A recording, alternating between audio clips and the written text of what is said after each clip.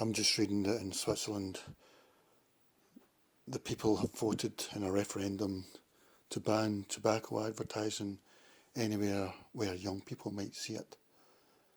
And that's what was going on about, that I think referendums are the way that democracies should go.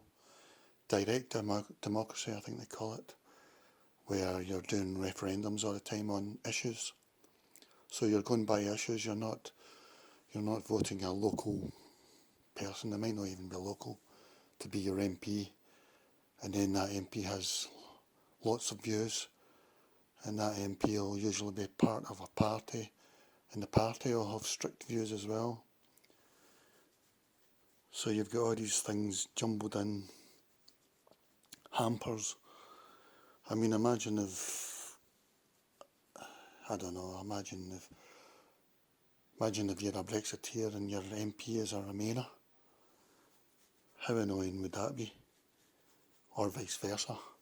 So I don't think the British version of democracy works.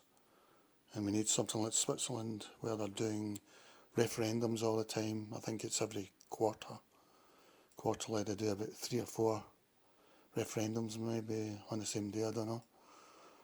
But that's the way democracy should work, in my opinion. It also says that Switzerland vote as cantons. That's regions, that means different regions. And it says 16 of the 26 cantons backed the near total tobacco advertising ban. So they're going by regions as well, but the main thing is going by the referendum vote. And that's what I think we should do, because people say that the Brexit referendum was damaging to democracy. I mean, how? It's pure democracy as you can get. I mean, it inspired people. So did the Scottish independence referendum. I mean, it made Labour voters vote SNP for Westminster. That's how big an impact it had. Same as the Brexit one made Northern Labour voters vote Tory. You know, so it really had an impact on people, and that's really what you want. What you really want is referendum all the time, and then for the electoral system you want e-voting, electronic voting, by mobile phone, etc. And you can do your vote by e-vote, and you can change your mind up to the last minute on the day when the voting occurs, when voting closes. So, Switzerland, referendums, all the time, quarterly. That's what we want in Britain, I say. And remember, everyone is judging each other. One interesting thing about Switzerland is apparently it's years behind all the other countries with tobacco advertising, and that it's still very common there, apart from TV, it seems, or radio maybe. But there's lots of tobacco advertising, and that's because the big tobacco companies have, any time this has come up in a referendum, they've funded the no campaign, and the people have voted against it. But that's direct democracy, you know. And in the sort of British democracy, the government can put things through that are good for the people, that they would vote against if they were put up against with single issues. But that's democracy. So I can't see how, you know, like in Scotland they've just brought through a law because of the Grenfell tragedy. They've brought through a law where all houses have to have smoke alarms. It used to be boat houses didn't used to have them, but now they do, I think. It's just come in this month, and it's a nuisance to people, but it's probably good for us. I don't know, I think it's maybe to get checked every year, I'm not sure, but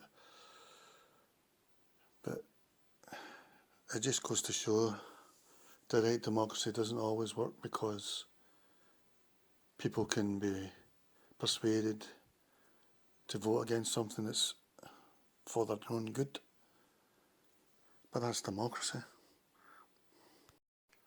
looking at the other things that the Swiss people voted on today in their quarterly referendum, 80% voted against a ban on all animal testing. I don't know how I feel about that, because I would prefer if animals were not tested on. But I don't know if you really need to.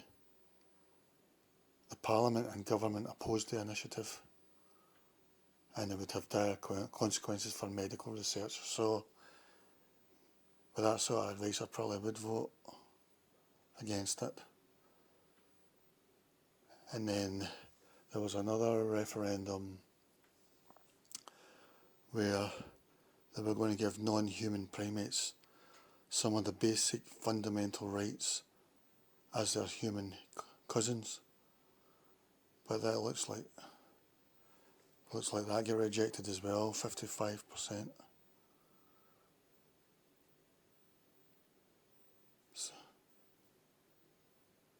No, wait a minute, 75% opposed that. I think I'm reading that right. That might just be in one canton where they had that referendum. And then there was another one where the national government were to provide additional state funding to media companies, which have seen their advertising revenues evaporate in recent years, and 55% rejected that. But I don't know. I don't really have an opinion on that at the moment. And it says, in today's vote, nearly 44% of Swiss voters took part, which is not unusually low in a country where such popular votes are held every few months. So 44%, yeah, I thought it was even lower than that usually. But then again, that's democracy. If people don't want to vote, then that's got to be an option. In Australia, you've got to vote by law, which I think's ridiculous. Because if somebody doesn't want to vote, maybe they don't want to vote, or maybe they don't like any of the parties on offer, as it's usually parties you've got to vote for. In that situation, I would just spoil my vote. But there you go, there's something about Switzerland's direct democracy today. They had the referendum on a few issues, and meanwhile in Britain we've got to wait another 3 years or something till we even get one vote to vote for a party hamper or a selection box with lots of crunchies in it. The Swiss also voted on